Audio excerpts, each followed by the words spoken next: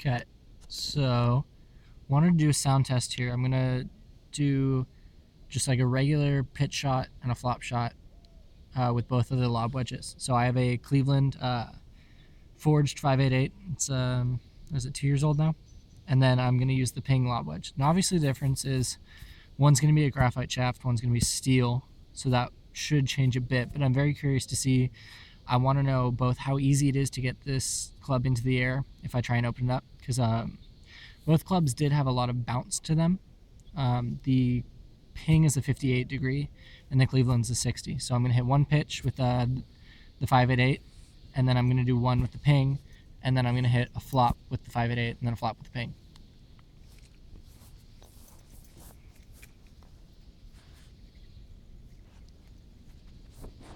So here's the 588.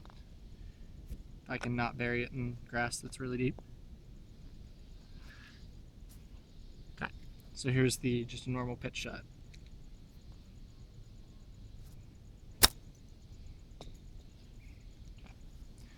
So here's a pitch with the Ping.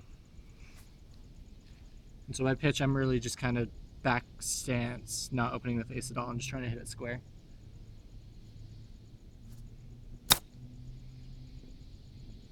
Ping really shoots off the face, I've noticed, which is kind of cool. All right, now here's a flop with the 588. So this should be a lot softer, but I can swing a lot harder, so I can get like more of a louder sound, hopefully.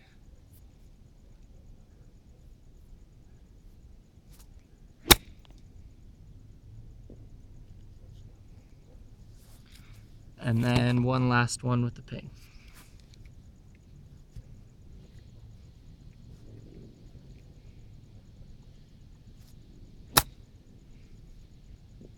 That wasn't actually that bad. That got up really quick.